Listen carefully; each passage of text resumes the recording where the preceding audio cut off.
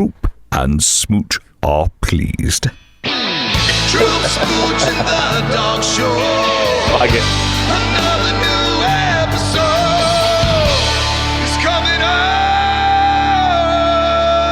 tonight.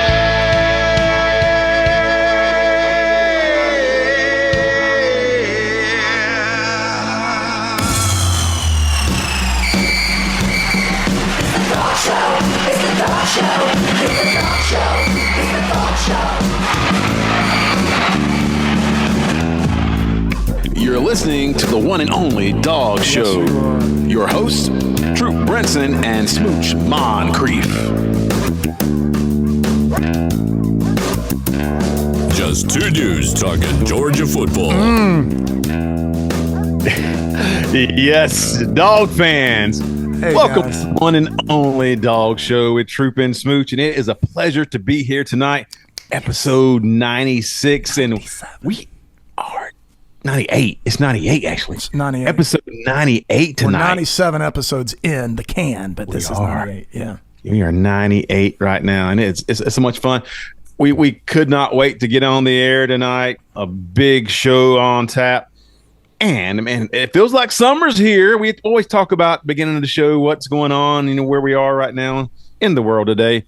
And it's like 90 degrees here in Middle Georgia, Smooch. Yeah. It's warm here too in northern Alabama behind enemy lines.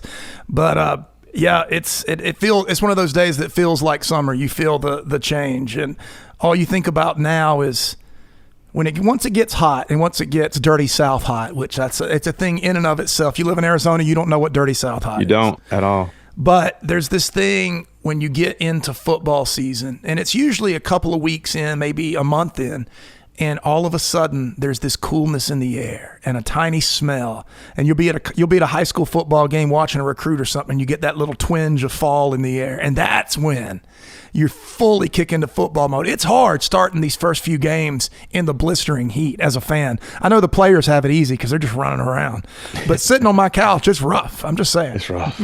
What was that? What was our buddy's name in the intro with Troup and Smooch? Or please, what's his name? You're talking about Sir. I thought his name was Nigel, but maybe not. I can't remember his name now. Yes, Sir. We just got acquainted with him last week, and he's doing some of our voiceovers, or some of our. It's Von Seiler. His last name is Von Seiler. Sir Reginald Von Seiler. He's a Reginald. I think his brother's name's Nigel. His brother's name is Nigel. That's what you were thinking. Because he went with us on that. We went on that. So we went on a vision casting trip to the Arizona desert way before we started this, just to kind of throw around ideas. And Nigel went with us. Yeah. It's like a vision quest, right? Well, it was a vision quest by the time we came back, but yeah. It's casting. We casted it later. Well, we got a great show tonight, and man, things just fall in our lap. We say that every week. And Florida been on our radar a lot lately. And then the Rashada thing kind of got us laughing a little bit and enjoying that part of Let it sink in, Gator fans. And when he signed with Georgia, because even though he was a recruit for Florida, but there's a lot going on with that. And now his suit, we'll talk about that. And then we got Pat Dooley fortunately came up with the 12 reasons why Florida was going to be in the final 12 playoff. And we're going to discuss that. I can't wait. I'm going to have to hold myself back just to get to that point, but that's going to be a big part of our show, Smooch. And then we're going to close mentally out. I'm already there. I'm just saying. I stay there. Yeah. I stay there with delusional fans and writers to some extent, saying crazy things that we can flesh out and enjoy on our show. But then we're going to finish up because a big recruiting weekend this past week that is going to pay some big dividends as well for Georgia. That scavenger hunt where the players, so many big name players come in and get to experience what Athens is all about and the coaching staff is all about away from the practice field. And we'll talk about those players we think that impacts the most and how that's going to benefit Georgia. And that's the lifeblood of this program, Smooch, is Coach Smart and getting these recruits to buy in and to see what it's really like to be a part of the culture Yes. at the University of Georgia, and there's so many things I want to talk about, because one of them said, I heard him say something about it this week, that he thought that it might have been Sanders. He was thinking that Georgia's all business. Georgia's just Georgia's is hard work every day, and he got to see that they're having a lot of fun too here. Yeah. It's a college experience, and it is. It's a college experience, and Athens is one of the best college towns in the world. Right. And I'm just so happy that those guys get a chance to experience it, right? Yeah. My favorite part, I was watching a video of two of those big O-line cats jumping into the fountain. It's Mason Short and Sanders, yeah. Yeah. That fountain looked like a bathtub after the two of them jumped in. It was hilarious. That's a big fountain, people. No, they made it look small. Yeah. But yeah. We're so excited. Like I said, 98 episodes. I want you folks to be sure to check out our YouTube channel. Smooch has done a lot of work on that with the visuals and the graphics that go with that. And so you're listening to audio right now, potentially, but that YouTube channel gives you a lot more extra. And plus you get the chance to look at me and Smooch, and you get a chance to look at what's in his background. Cause man, you got some cool stuff in your background, but you can find that YouTube channel where at the Dawg Show Pod. Dawg Show Pod, yeah, absolutely. Yeah. You can find it right there. You can see what Smooch has got. Show us what you got. You got the arches back there. A new picture you got. Yeah, this is a Barker. He's a contemporary local artist. Anyway, I bought this off of his site. It came very quickly, packaged very well, which is, when you're talking about art, sometimes that's a concern. But it looks absolutely beautiful. If you notice, I have not put it under glass because I didn't want there to be a gleam on it. I wanted it to show up well, and it does, because that's one of my favorite things. Every time we pass the arch, there are a line of people waiting to take a picture. It's hard to believe I used to walk through that and not even look at it. That's right. You got Jordan Davis back there. He's a national championship trophy, looks like, as well. Yeah, that's the Jordan Davis grabbing the national championship trophy. And I'm going to tell you what I love about, let me move my beautiful face so you can see it. That picture, Troup, with him squeezing that trophy, you can see, if you look at that, you can see he is reliving every time he puked running the bleachers. Every time. I thought it was joy.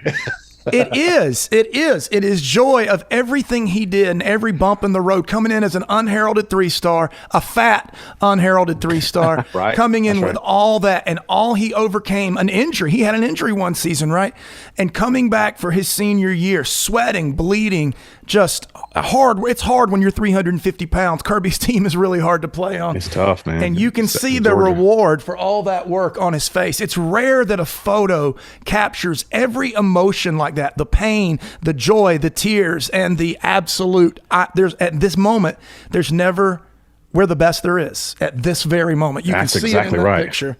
And then right under here, this is actually UGA 6.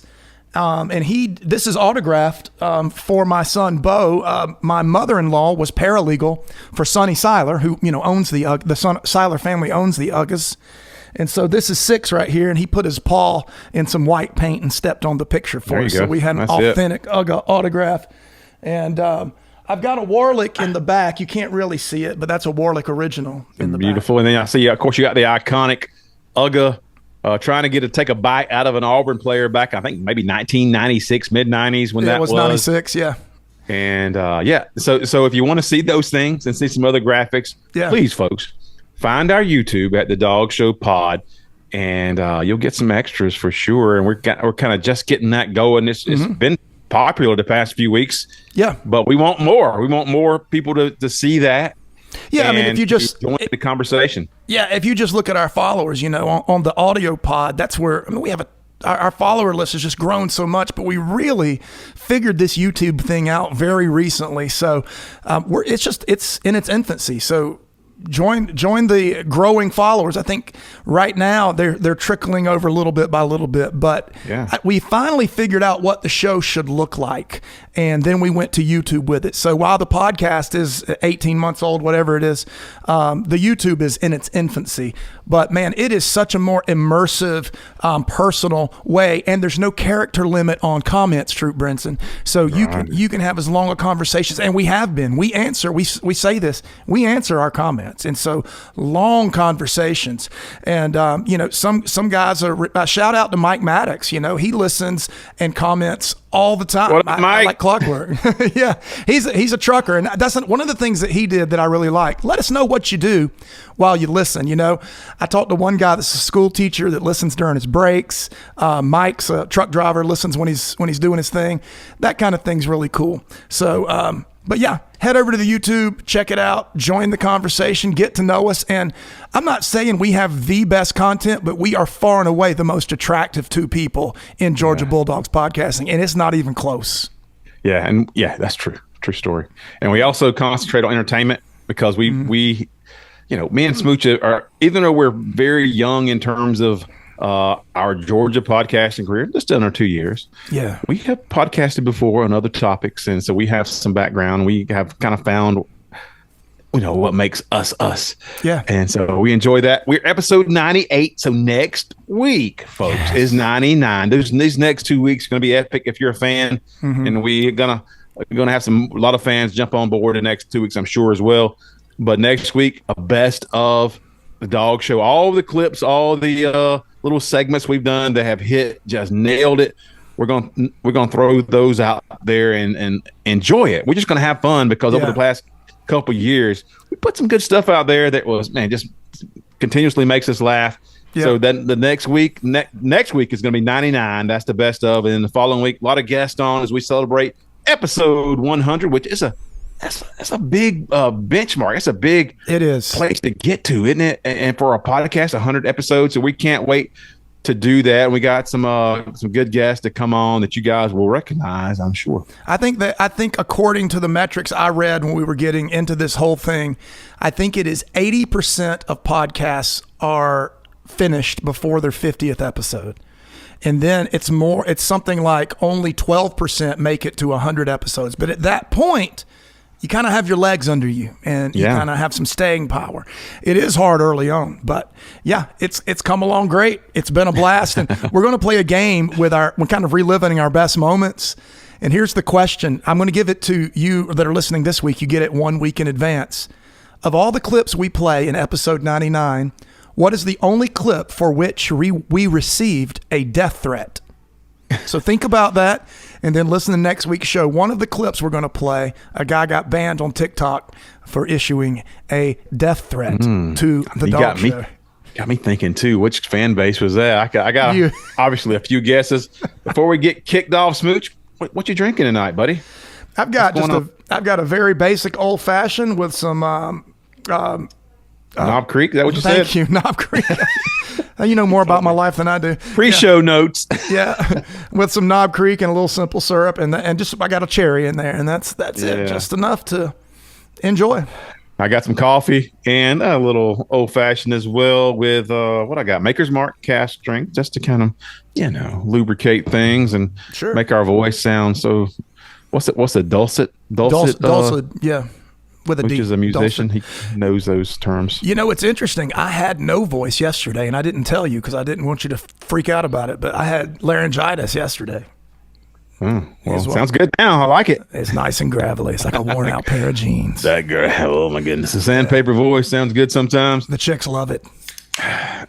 Yes. As we start this show off, and I didn't mention this, we were going to talk about Florida, but there's something been on my mind, and I listened to other podcasts too, and they're all searching for content this time of year. But I'm wondering, as I contemplate what Georgia's chances are next season to win a national championship and what the hurdles will be, because I think this roster is second to none. I think we got a quarterback like Carson Beck and an offensive line, and I could go down the line. Running backs, I think they are poised. They have the best roster. I really do. Yeah. What teams? What can you name a couple teams, maybe three teams, who you can't say Georgia? You can't say Georgia is their own biggest hurdle or own. Georgia can't beat Georgia. What three teams do you think are going to be in Georgia's way this next coming season in terms of Georgia? Because we are where we are. Yeah, and we're national championship every year. That's the goal every year. Yeah, it's not to win 9 games like Florida. And which is unrealistic as well. We'll catch on that in a minute. But what what 3 teams does Georgia have to overcome this year, you think? And my 3 would be this, and I'm going to say this is on the basics of, 1 is for mental reasons, a mental hump. 2 would be for the sheer logistics of the game, and 3 would be for the sheer talent on the roster. Good.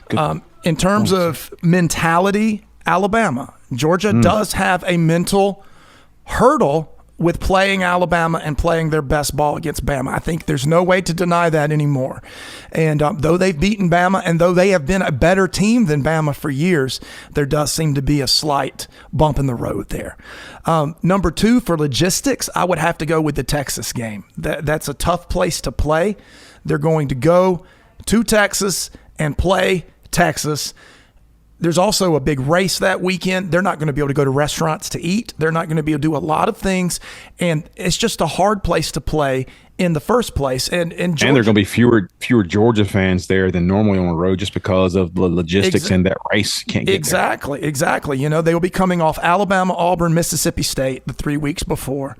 And then they're in Texas for that game. And then based strictly on the talent on the roster, I hate playing transfer portal football predictions, but Ohio State, I mean, they've put talent where they needed talent, and if their ifs work out positively, that's a talented team. Yeah, I mean, I couldn't obviously I feel like you nailed the 3 we were going to talk about. I don't think there's any other teams right now. Somebody could pop up, and you never know what's going to happen in the playoff when you got a 12-team playoff situation. What may happen in the context of a season or in the context of that playoff format. But those are the teams and you nailed it. Oh my goodness, you were right on. I do feel like that, and I think that even though Alabama may not be, and I think Milroe is going to have a spectacular season. I think that he's going to take another step. I don't, under a new coaching staff, I've seen this happen before. You're not going to be your best. But I do think the mental hurdle, and you just phrased it right, is the one that Georgia needs to put to bed for themselves to get past. The mystique is already over. I think we moved past the mystique of Alabama and that program, and it was even before Saban left. Right.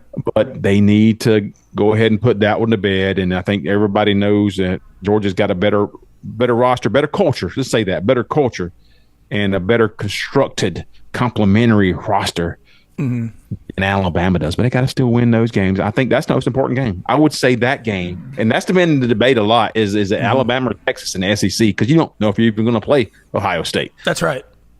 But you're playing those 2 teams, Texas and Alabama, and that Alabama game is a hurdle to get through to win that game because you've been better than they have for a while. You're better than Georgia's better than Texas is too on the roster. Yeah, but, I don't know the Alabama. Go ahead. Yeah, the Alabama game. Georgia has the mental block is this. That's the only team for some reason the Dogs go in hoping to win rather than expecting to win. I don't know why it is anymore. I know why it was in the past, and that's what is going to be interesting. Is this team hot enough and are they confident enough in Carson Beck by the time they walk into that game? They're like, let's go play our game. We're going to come out of Tuscaloosa with a win. That's where they have 3 games to get there, right? First 3 games. Yeah, that's an early game. And then they're at Bama on September the 28th. And don't think Bama doesn't have a test before that game. So do not think they don't have it circled as this is the we haven't gone anywhere game, is the way they see it. Yep. And we see games like rivalry games, and maybe this feels like a new rivalry now. It's not Auburn, Alabama, but there's so much emotion and passion tied up in this game. It's going to, even if Georgia is demonstrably better than Alabama, it's going to be a battle. Even when Georgia beat them 33-18 in the national championship, it was the fourth quarter. It was the last half of the fourth quarter.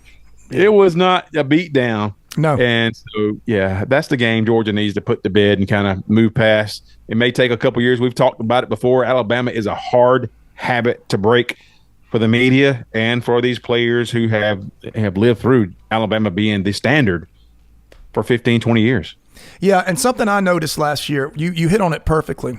Whether you're bringing in a great coach or not, many Alabama fans think they are. You don't just pick up where you left off and keep getting better. We saw that with Bobo coming in. this past season. The Dogs finished well, but think about the Bulldogs in week 4 last year and where their offense was. Now, that's when we play Bama with their new coach. We play them in week 4. Bama may be strong enough to really compete for a title by the end of the season, but they've got to get through these early tests that they have, and that's going to be – I don't think it's going to happen, but it's still Alabama, so who knows? That's right. And, the Texas game is going to be an epic game no matter what happens. It'll be a lot of fun. And then Ohio State, if we ever play those guys, Ohio State, apparently they have a great defense, and they have some great players on paper. The offense, though, is not scared anybody. The offensive line is very subpar from what we're hearing. And the quarterback, who even knows what's going to happen with that this year. Mm-hmm. And we know if you have a substandard quarterback and an offensive line that's hit or miss, you're going to lose some games that you should win. So I'm not really concerned as much about Ohio State, even though they are a trendy number 1 pick over Georgia. I got something for you. Hold on. So I think sometimes, we get into these slow motion things and we start to get so, caught up in the little details of everything. And it's not realistic sometimes watching it in slow motion. That's one of my favorite quotes. Don't really. It is great. Don't pay attention to reality. Slow motion doesn't show you exactly what's going on. Don't let it fool you. Yeah, just get caught up in the emotion of this. And that's Ryan Day, folks. And we are not a Ryan Day. We don't buy him. We're not a Ryan Day believer. And I don't know many people who are not, Ohio State fans. So he buys more just for men than people buy him. I'll tell you that. Right, that's correct. But the topic of the day and the topic of this week that again fell in our lap is Florida and indirectly, I guess, or more directly, Jaden Rashada, because he was a Miami commit. And we heard that Miami had offered him $9 million, right around there, plus NIL money. And then Florida said, we can do better. We can do over $13 million, close to $14 million, as a matter of fact. Wow. And we can do better than that. And who can pass up over $4 million, almost $5 million? Who can pass that up as a high school? I would take it. I'm 52, almost 52 years old. I take it right now. You ain't got to. I don't care how old you are. That is an unfair offer. Yeah, it is. So don't judge anybody on that. But so he jumped to Florida, and then when that fell through, they reneged on it and canceled some of that stuff.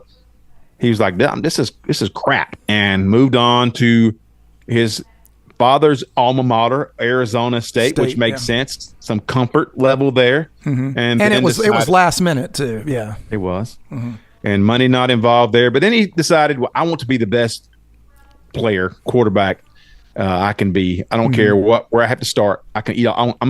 He was willing, I feel like, to eat off the floor at Georgia. I think you're right. And I think that's the main takeaway. If you want to know who Jaden Rashada is at this point, he was willing to eat off the floor at Georgia and compete. And that word came up: development, compete, over and over and over and over in his dad's interviews, with no promises. And we love that, because that's the reality, whether you know it as a player or not. Yeah, that is the reality.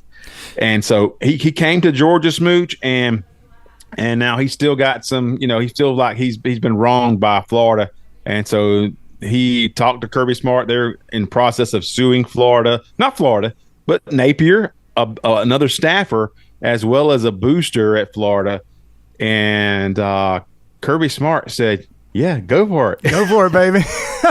There's so much just poetic beauty to the whole thing because of who it involves. And I understand that this is really symptomatic of a greater problem with the NIL, but it just couldn't happen to a better group of losers. Here we go. You know what I find sad about the University of Florida Gators? Everything. Absolutely everything. And Troup, I went back and I looked through our TikTok vids earlier today, and you and I shot a Jalen Rashada video when he left Florida to go to Arizona State, when he left, and we were taking great joy in it, and we didn't know exactly what it entailed, But what we did not understand was the character that this young man has, and his father raised him with, obviously. We didn't get it because we see big money numbers thrown around, and we assume these kids are just, their talents are for sale. And that really wasn't the case. He was literally made an offer that he could not refuse, so he didn't. And then it was a lie. And now he's at the truest team in football, and you know he's looking for revenge. You think he went to the Florida's most hated rival on accident? No, absolutely not. And so I've gone through so many scenarios in my head that the one thing is I don't think Rashada will ever get to play against Napier. And that's going to be, I wish he could, but maybe, probably not. You're probably right. Yeah, it could happen. It could, and man, just because you're saying you don't think Napier is going to last past this season, is what you're saying, basically. I'm saying I don't know if the Dogs play Napier this season. I don't know if he lasts till the Florida game. We'll get to that in a little while. Well, even if he does, Stockton is going to get those fourth-quarter minutes anyway, or third and fourth-quarter minutes. So maybe next year would be a best opportunity. Right. And maybe Napier's not. They're going to take the exit for Napier. Yeah.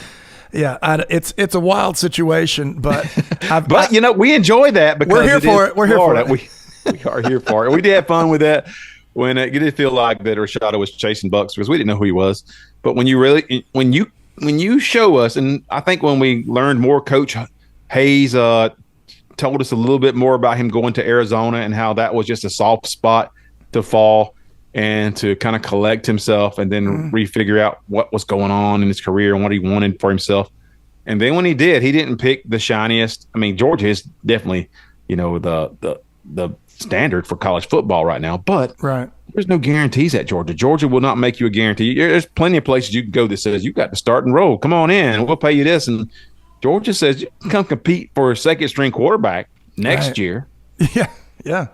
And the fact that he's willing to do that says a whole lot. And then we put this up on social media on Twitter a couple weeks ago, how the contrast and what Rashada's dad was saying, and he follows the Dawg Show, by the way, folks. He does, yeah. He's a Dawg Show follower, and what he was saying and what Juju Lewis's dad was saying, and the contrast was stark. We noticed it, and we put it out there for you. And so we appreciate players and families who don't have to have guarantees. They're willing to compete. They believe in themselves. And even if you don't, even if Georgia's proven, you don't have to be the number one player at your position. A quarterback, it helps, but to go to the NFL and make a great career at it for yourself. And so come work, my man. If you're better than Gunnar Stockton next year, if God forbid Carson Beck gets hurt this year and there's a competition for that second spot, go for it. I mean, we say this all the time. When you come to Athens, you're competing for those snaps. You aren't, again, guaranteed, but just that chance to compete. And Georgia Kirby Smart doesn't care what your star ranking was or what your name on your back was. If you prove it in practice, he's going to give you an opportunity. Yeah, I put together a little graphic called "Who's the Dog," and it's a compare and contrast between the words of the family of Juju Lewis versus Jaden Rashada. Let me give you Juju Lewis. Georgia is in a situation where they've got 3 scholarship quarterbacks. People can say, hey, commit today, but you don't even know what the room is going to look like in June. I can't see Juju going the way of Carson and sitting for 3 years. That was T.C. Lewis, father of Juju Lewis. All right, this is Jaden Rashada's father, Harlan. Here's his words. You have Carson Beck, who's a Heisman candidate and projected high draft pick.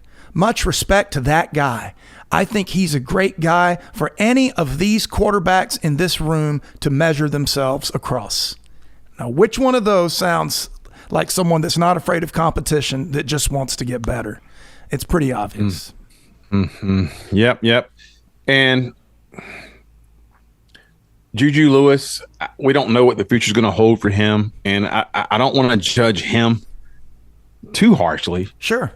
But it always feels like a player who is, and it's not just a quarterback position, sometimes it's wide receivers a lot too, who are built a certain way and who aren't going to pick apart the quarterback room or the wide receiver room or the NIL and all those things. They're believing themselves to the point that they want to get better and they want to sharpen themselves against the best. And I don't know if this will happen because we know right now this would be hilarious to me, Smooch, that Juju's committed to Lincoln Riley and the USC Trojans at the moment. And a lot of people don't hold that mean anything.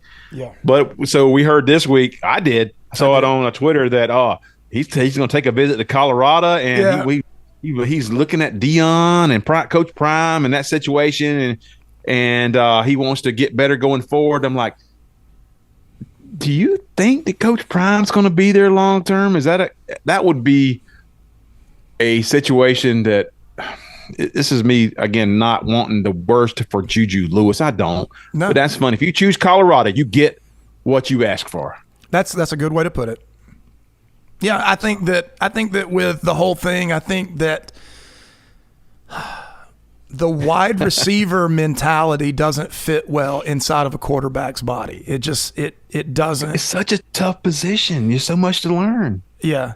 And so wide receivers can get away with being a little more diva-ish, you know. Yes. It just doesn't work at the quarterback position. Now, Juju could very easily learn that. You know, John Elway was an absolute nightmare early in his college career and matured and grew. That can very well happen. But I don't think for maturity and growth, Deion Sanders' team is the place you go. It's Kirby Smart's team definitely is. If you want a shot at a 500 record and an outside chance at the Heisman, you go out to USC. There you go. So if you want to get it down to a nutshell, what we think of Jaden Rashada, the Dog Show thinks, is that he is willing to come to Georgia and compete with Gunnar Stockton this next year because that's he knows this. Carson is leaving, going to the NFL next year, so he'll have an opportunity.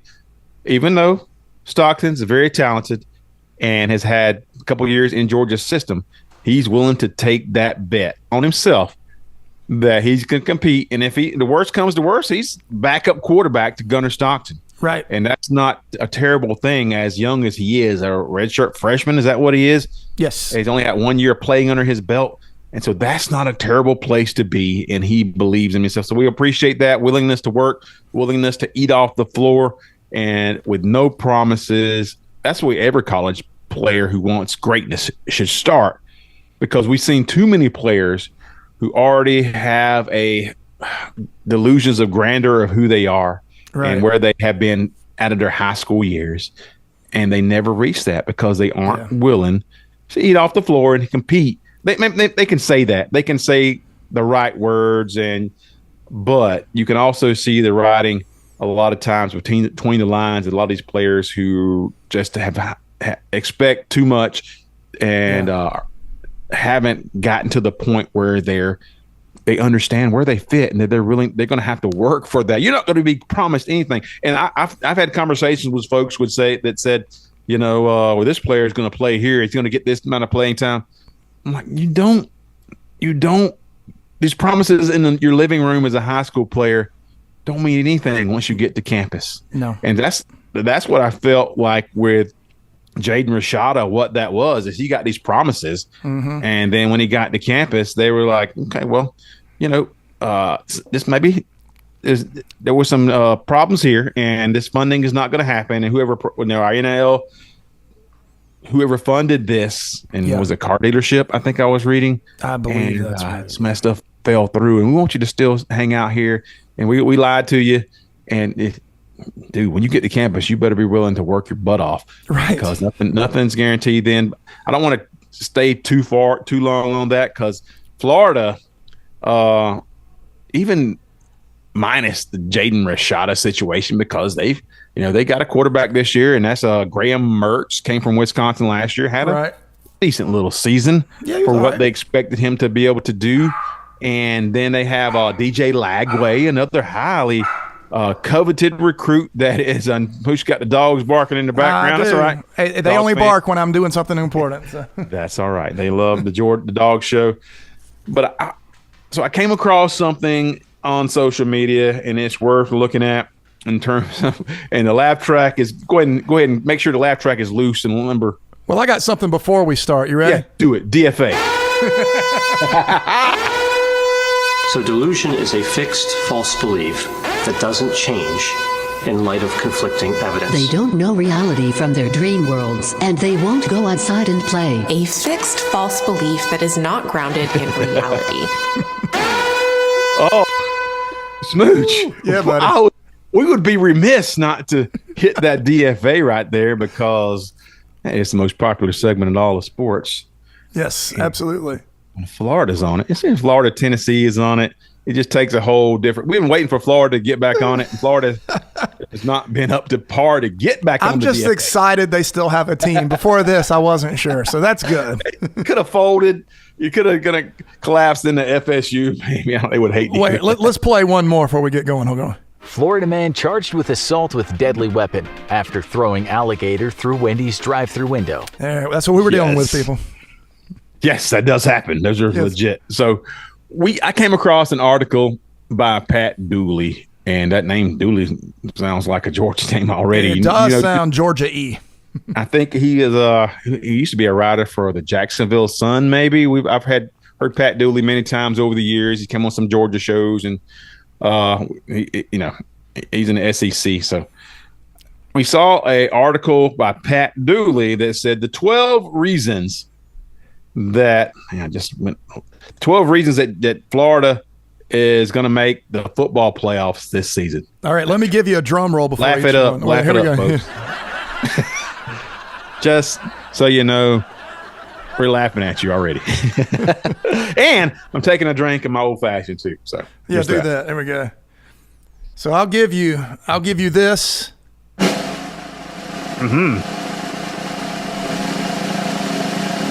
Yes. And there you go. One of the first reasons that Florida is going to make the 12-team playoff this year, Smooch, is there are 12 playoff spots. Hold on. Oh my gosh, that's the reason. There's 12 playoff spots. It's like saying there's so many women out there that I'm bound to find one that likes me. Despite all the arguments against it. I think Michigan could get in twice before Florida gets in once. I don't think. Oh my Florida, gosh! Yeah, did we hear? Was there a Florida pundit? No, he was a Florida fan, but he was a very he's a Florida fan on TikTok. I think that was saying that they were going undefeated last year. 12-0. They were going 12-0, and then show me what game on the schedule they're going to lose. They found out quickly. Yeah, so there are 12 spots, and Florida thinks that they. That's amazing. Yes, yeah, marinate in that laughter. They think that because there are 12, that's not a lot. 12 spots. When's the last time Florida finished in the top 10, top 12? Yeah, I mean they've lost 7 games the last 3 years. It's been 2020, COVID year, so that trend is not working out for Florida, but. 12 spots is the opening salvo into why they will make the playoffs. That's not a good sign. That's a red flag, as we say in the business. Continue. Are you ready? Yes. Hit it. Number 11. Or one of those, yeah. In there. Hit that drum roll. Okay. Pat Dooley says he thinks 9-3 gets in to the playoffs. Oh, that's it. Let me get right to that. 9-3, right, but it would have to be a team like Georgia. Yeah. Oh my gosh. And not a team like Florida because, and this is going to bleed. You don't have to start this other one, but Florida has a very difficult schedule. Very difficult. So 9 wins would be actually maybe playoff worthy. So maybe Pat Dooley's not that far off to saying that Florida with 9 wins would get into the playoffs, because I'd be impressed enough to say that they might be a top 5 team with that schedule to only lose 3 games. Yeah, I agree. What they're looking at is just insane. I don't know where these 9 wins come from. That I would love to hear him unpack. Yeah, because he does. I mean, let me scroll through his article because he does talk about what they have to do early on in that season. And they've got to beat Miami, Sanford, A&M, Mississippi State, UCF to start. They have to. That's the first 5 games. That's what he says. Okay, so I'm going to skip ahead just a bit because that's 12 is a lot. Yeah. And so he says that they have to win their first 5 games, and that's fine. Win your first 5 games. You just mentioned some of those. The toughest game is going to be Miami and Texas A&M. Maybe, I would say Mississippi State and Central Florida, also tough games. Yeah. But if they start out 5-0, which would be really good for them. Smooch, do you have their last games of the season? So that's 5. There's 7 more games. You're gonna think I'm making this up. I'm about to give them to you. And so he has to win 4 of these next 7 games, right? Yeah, he has to win 4 of the last 7. He has to. Yeah, exactly. Tennessee, Kentucky, Georgia, Texas, LSU, Ole Miss, Florida State. Yeah. Where are the wins? Is there even? Let's look at. What would be the potential close to 50-50? There's no 50-50s in there, but their roster is really in a bad spot. Kentucky is the closest 50-50. Kentucky and maybe like Tennessee. Tennessee maybe, but honestly, Tennessee lost to Florida last year. They're not going to lose to them 2 years in a row. Not in Neyland. That's not. They're going to blow the door. I think they're going to blow away Florida in that game. But so Kentucky and Tennessee, I would say those 2 games, maybe Florida State. Let's say 3 games that you might have a 30% chance of winning. Yeah. The other 4 games, it's close to like Georgia, 0. Texas, LSU, Ole Miss, 4 back-to-back. Those are 4 losses, and those are 4 blowout losses. Those are not competitive games. No. And so you got 3 games. Even if you win your first 5, Florida, which is stretching it, you got 4 games you got to win that are already not competitive. Yeah. And so in the other 3 games, I think you're obviously not favored. I don't think you're favored against Kentucky. No, absolutely not. Where Kentucky's quarterback came from, right, Smooch? That's Brock Vandagriff. Brock Vandagriff, yeah. And he's a question mark, but not if you're a Georgia fan. If Carson Beck would have went to the NFL, and he very well could have, Brock Vandagriff is the starting quarterback for the University of Georgia. Yeah. Let that sink in, Florida Gators, just a bit. So and Kentucky's starting middle linebacker is JDJ as well. Pop. Yeah. Pop. Yes, sir. So yeah, the schedule it's almost already blown through your whole argument. But let's look at some of your other arguments as I scroll down. And he says, And Pat Dooley says, I can't say this loud enough. Florida has 7 home games. Like it matters where you play. Oh my gosh. Isn't that something? You're not counting Georgia as a home game. I don't know where's the Ole Miss game, the LSU game, and the Texas game? At Tennessee, Kentucky at home, at Texas, LSU at home, Ole Miss at home, at Florida State. So you're basically saying Ole Miss and LSU are home games. You got to win those games, or and that's Ole Miss and LSU who will boat race you. Both of those teams' offenses are going to be very, very good. Mm-hmm.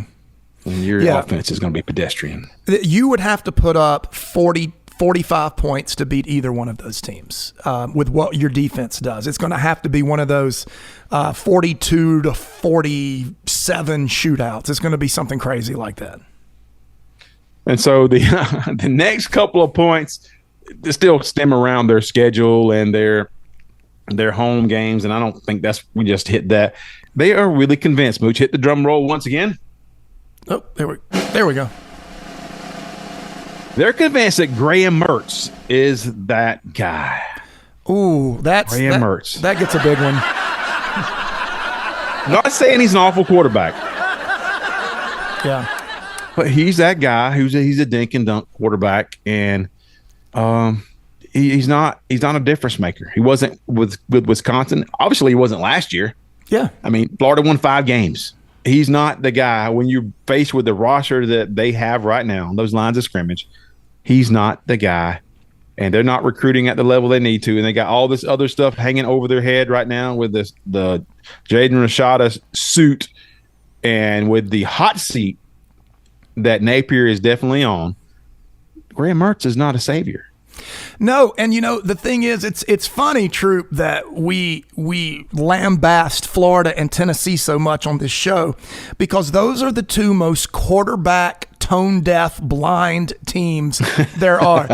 I mean, Tennessee, this almost was the DFA this week. Tennessee thinks they have not the number one quarterback, the number one player in college football starting for their team, though he's never really played before, starting a quarterback. That's where Tennessee is. And then Florida thinks that a 5-win quarterback, what great momentum he has going into this season. They have fewer players, and he was okay last year. So that must mean high-level quarterback. It's just their ability to attach hope and just belief on a marginal quarterback, both those organizations, it's hilarious. I mean, he's good for them, I think, right now, but they need a difference maker. They need a guy to put them team on their back. Even if they had a guy that could do that, they're still so lacking. It's kind of like the things we said about Tennessee a couple years ago. Even right now, you can't skip steps. You got to build from the line of scrimmage up. And so that quarterback may help you be more respectable. It's not going to have you win anything of significance. No. The other comments that Pat Dooley made were based on the portal and their roster and that they got better through the portal. I'm not even going to touch on that because I don't know them well enough. I'm just pretty positive that that's not a difference making. And then they said they got better coaching wise as well, Smooch, and they added an executive head coach. What's that mean? Executive head coach and Ron Roberts. I don't know what that means. I don't know why that would make a difference at all. No, an executive in those positions usually organizes things for the other people. So an executive head coach would set up the meetings, the film stuff, all that. I don't know if that's what happens in this case, but it does. And I'll tell you this, and I mean this, if your transfer portal haul of key players is more than two, maybe 3, then you don't get better through the portal. You can't bring in 6 new starters in the portal and get better. That cannot happen. It's never happened, and it will not happen. You can put a cherry on top through the portal, but you can't build a foundation through the portal. Man, that was good. True story. Dang, mark that down. Yeah. I'm going to finish with this last thing, and this is very funny as well to me, and it's just hoping for the best. And the comment is that Pat Dooley makes is it can't be this bad forever. That's awesome. So he says, I know it happens where programs keep shuffling coaches and they can't get out of their own way. Yes, Florida, that's you. You can't get out of your own way. We've seen it in Nebraska and Tennessee and FSU, but it's time for this to be over. Does that mean they're bringing in Heupel? Yeah, this is Florida, he says. I agree. Florida should be a team who is feared. They should be. They're a situation where in a part of the country is set up to be the roster should be much better. And best athletes in the world come out of Florida. Yes. Yeah. And so this is Florida. We should be. We used to be the most hated team in the SEC. That's true. That was more because of Spurrier and Meyer, I guess. But now we're almost an afterthought. Yeah. And so there's a lot of it's not always your time. You still got to do it. It's not your time. Yeah. And but I think that you're right. I don't think it's going to be Napier. Napier's not the coach that's going to lead them out of this. No. And the thing is that most teams, we say this all the time, we hope that USC does well. We hope that that Shedeur Sanders becomes this Heisman-worthy quarterback and Colorado makes a run. Florida, I hope your whole organization burns to the ground. I just don't care. I love every bit of it, every struggle, everything that just makes your front office and your coaches want to leave and get out of there. You look at all the talent in your state. You look at how cool that stadium is, little intimate stadium, how neato it is and all that. And you think we've got all this, and yet we just can't. The law of averages says this has to change at some point, and I'm telling you, I don't care. I don't want it to. I want you just to exist in the cesspool of losing that you truly are. It is a cesspool. I will say that as long as Kirby Smart is the head coach, you don't have to worry about him taking it easy on Florida and giving his blessing to Jaden Rashada to continue to misery that they're experiencing and the negative publicity. Because I don't know if you folks realize, what year was it, 95, 96, when Florida had to come to Athens to play, and Spurrier was the coach. Oh, and the end around, and they had 40-plus points, and he ran a reverse late in that game, late in the fourth quarter, just to put on a 50 spot because nobody's ever scored 50 in Athens between the hedges. Yeah. Spurrier did that. Guess who was on that team? Guess who was a freshman on that team? Yep, Kirby Smart. Kirby Smart, number 16.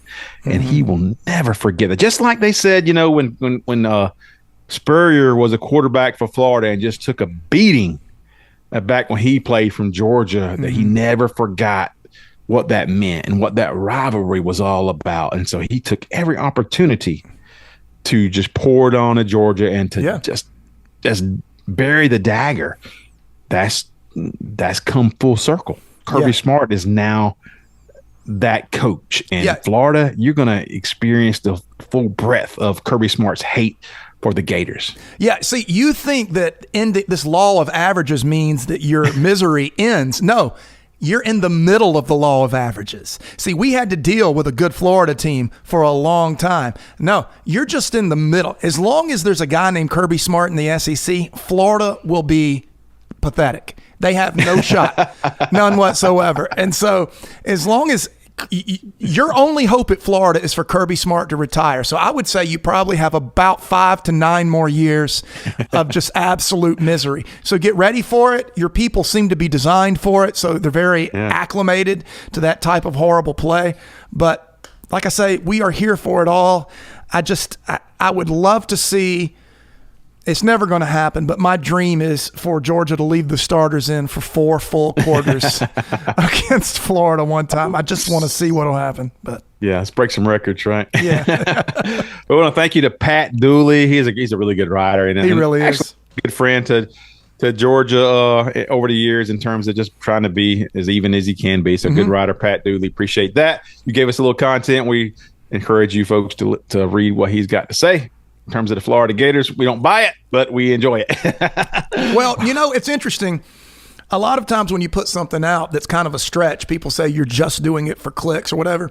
He kind of tiptoes that line. That's a well enough written article and a well enough thought out article that though he's doing it to start a conversation, he's not saying something ridiculous just to get clicks. He's trying to get podcasts to talk about it, just like we're doing right now. Yeah. So, in that way, the article already was a success because it's on the Dawg Show. What more could you hope for? That's right. So, it's talking season, and you want to give your fans a little nugget, and that's great.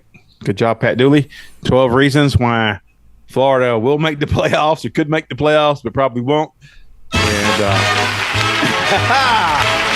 there you go. That's perfect, Smooch. Good job. That was right on the money, wasn't it? It was like a little show there that we wrapped up nicely. But moving on, we want to talk about a big recruiting weekend. And this kind of kicks off Georgia recruiting summer this past weekend in Athens as they had the scavenger hunt. And those players had a ball. If you followed it, and they document a lot of it on social media, on Twitter especially. You can see what these players are saying. They're got their cameras out and showing you the pictures and the screenshots and the video. And man, they've had a great time in Athens, getting to know the coaches. The families were there, and they just had it was great weather and a good time all in Athens. So I guess the biggest recruit, and it means something to say a biggest recruit that's in Athens over a recruiting weekend was a player who plays on the line of scrimmage. That should tell you how Georgia's built. So offensive lineman David Sanders, who's got a lot of schools that are maybe even ahead of Georgia or were before last weekend. Yeah. But he brought his whole family in Friday night and spent the weekend And he's that guy that they're saying that he's the next. He's a first round NFL type talent lineman. He's that leader on that line of scrimmage that you want. And so Georgia just threw everything at him. Yeah. As well as some other players. They had Mason Short, who's already committed to Georgia, another offensive lineman, and they hung out together all weekend. And they did. Kind of hit it off. You saw that. Georgia does a great job of kind of pairing those players together and who leads that group. And I'm sure they had some other guys who were already part of Georgia's program, but you can't say enough about these top weekends in Athens. Exactly. Sanders, he's the dream list guy. So he's the number 3, according to 247, number 3 prospect period in the country. 6'6". He's still light. He's still filling out. I think his frame's 280, 275, 280. Yeah, something like that. 247 has him as a commit to Clemson. You don't see Georgia doing things like this when guys are hard committed somewhere. So I would be willing to bet that's still up in the air as far as that goes. But yeah, seeing those guys in, I was excited about this kid's a USC commit, but Isaiah Gibson, the edge, he's a 6'5", 250 type of fella, number 1 edge rusher in the country. He's out of Warner Robins, right outside my hometown, on the way to your place. And great prospect there. And then the number 1 safety, Trey McNutt, 5-star guy. Crazy. He's out of like Ohio too, isn't he? Yeah, he's out of Ohio, Cleveland. He's out of Cleveland. Yeah. And he is the number 1 safety in the country, number 2 player in Ohio, number 23 overall. A freak athlete, and he is determined. He wants to play defense, wants to play safety, and that's a really neat thing. He didn't have to be talked into the defensive backfield, let's put it that way. And then I would say Zayden Walker. I feel really good about him. About him too. Yeah. Yeah, linebacker already up. Yeah. Already up to 230, so he's already big enough to play backer at Georgia. Really like him. And then you get to your wide receivers. CJ Wiley. CJ Wiley is. I watched a new video. I don't know how much game film you've seen. I saw some clips of him he's looking like a man amongst boys in their scrimmage. I don't want to throw this out there because it's so ridiculous to throw the name out I'm about to do, but his style of play is reminiscent of Randy Moss. He's long and freaky athletic and fast and just way too agile for a guy that's over 6'4". And that would be huge. And the thing is because he doesn't quote play the game, like the recruiting game, he's actually not ranked extraordinarily high. He's a 4-star, like the 25th ranked receiver. But Smooch is him. It's like him and Travis Smith, another Georgia Lean, it looks like, and Blackshear, who just committed to Georgia. Yeah. So there are historically, and the shortest of those is 6'3". Yeah, and they're high level wide receiver recruits from the state of Georgia, and Georgia has opportunity to sign 2 or 3 of those guys. Yeah, I think that this is a. I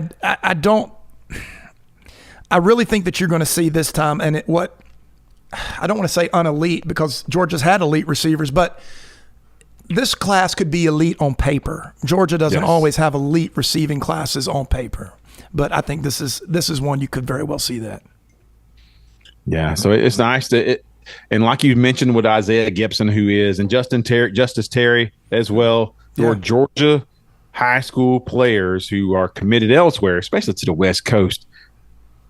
We know how that works out. I mean, maybe they stick, but I guess the thought is that family is a big pull, and the ability for family to come watch you play and to be close to what you are familiar with. And then you got a program like Georgia. It's not just any other program. Mm-hmm. We weren't talking about Baylor here. We're talking about University of Georgia Bulldogs. Yeah. And so to have those guys who the development is unprecedented, and they've never seen a program. I mean, Georgia's doing it better than they've ever done it before. And so, you may want to flirt around with these other, and it feels good to be wanted by these schools that you've only seen on TV and you don't know much about, and it seems kind of exotic. But when it comes down to it, and you're close to home and your family, that pull, and you get to see these guys, you get to see your coaches and talk to them on a regular basis. Mm-hmm. Those hometown schools historically win out at the end. So those flips end up happening. Yeah. And, on the other side of exactly what you just said, Phillip Bell, who has been a long-time USC commit, the wide receiver, he came all the way out from California to the scavenger hunt, So, I mean, that reminds me, there wasn't any scavenger hunt when Brock Bowers was recruited, but I'm all for grabbing guys out of California. Yeah, and that's the national attraction that Georgia has is when you win at a high level and you develop at a high level, when you put players in the NFL from all different positions and set records in that as well. You get the attention and you can recruit. And even if you didn't do that, Kirby Smart and his staff are committed to recruiting, and they do it like nobody else. They live it and they believe in it, and they're good at it. Kirby Smart is just really good at. That's so true. He's that kind of dude that can just go talk to a player and they connect. And because when he sells you, you believe because he's got the proof, and he's not trying to sell you. He's not smoking mirrors. And I posted that on Twitter a couple of days ago about USC. There's nothing about what Kirby Smart's selling this that can be considered a stretch or smoking mirrors. And a lot of these other programs, USC considered, especially, they have to sell you a bill of goods and hope that you buy into it. And Georgia doesn't. So the truth is the best ammunition to get these players to believe and because it's their next 4 years. It's their next 3 to 5 years, really.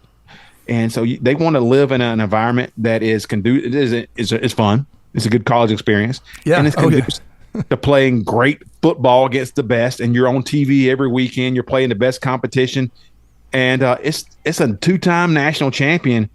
And the best coach in America is coaching you. He's not going anywhere. You don't have to worry about Deion Sanders, moving on and doing something different, or doing nothing after his son's graduation. You don't have to worry about Lincoln Riley. People getting tired of him not, taking the next step. You don't have to worry about those type of things with Kirby Smart. That's right. And I've always told people this. I've said, how long do you think Kirby will keep doing it? Kirby would not leave Georgia without the next coach in line already there, trained up and ready to go. That's how Kirby leaves things. He's always, when a D coordinator leaves or an offensive coordinator leaves Georgia, there's a guy right behind him ready to go. We saw it with Bobo. We saw it with Glenn Schumann. And another thing to kind of put the cherry on top of this segment is I don't know of another coach that does as good a job at getting recruits, commits, that people that have already committed to go and recruit. They do a fabulous job of that. And so you had, you said Mason Short, you said earlier. Yeah. There's the tight end, Ethan Barbour. He was there, as well as that hotshot kid out of Nashville, Jared Curtis.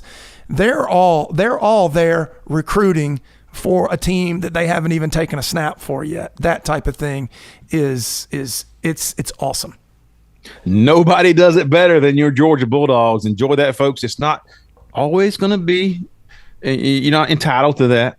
Alabama's experiencing that right now. They're having a tough time in getting to that point, and it'll take a couple years, but you're not entitled to it. And Georgia is just doing it on a level. And college athletics as well, Smooch, we know that coaching staff and the administration means so much, and we just appreciate what Kirby Smart and that group is doing. Episode 98. Oh my gosh, that's like 2 away from 100. It's 2 away from 100. Next week, tune in, and we'll have the best of. Yes. The clips we'll be leading that and have the clips available for you guys. So you can reminisce the past couple of years, because Georgia's done a lot of winning, and we've done a lot of the Dawg Show's done a lot of winning as well. And you'll get to hear what we think is some of the most entertaining and best clips over the last 2 years. Yeah, it's been great. It's been a lot of fun, and hopefully there will be a few thousand more. We start catching up on some of these other guys. Oh, I got a quick thing that's on this note.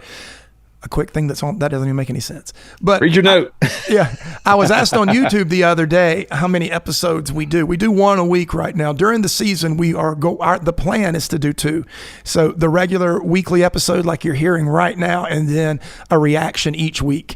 So that's the plan for the season, is for 2 episodes a week to come out, and we'll do it each week, and we'll even do some things. We'll put on some games, give you some live reaction while we're doing the rapid reaction to the Georgia game that just happened. That's as good as it gets, man. Love it. We did just a little bit of that last year. Now that we've kind of developed our YouTube page, we'll do that some more.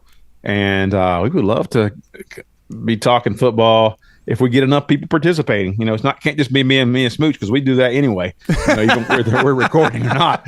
So yeah, so lots of good things on the horizon for the Dawg Show. Tune in next week for episode 99. We can't wait. Yeah, it's gonna be all right.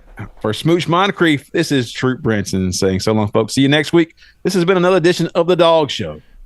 You're putting numbers over film, not game film, but I'll handle the actual film. Film, really break it down. Film, game film. But haven't once brought up any film. Stone cold film. This is the Dawg Show with Troup and Smooch. I know you're listening, Colorado. I know what you're all about.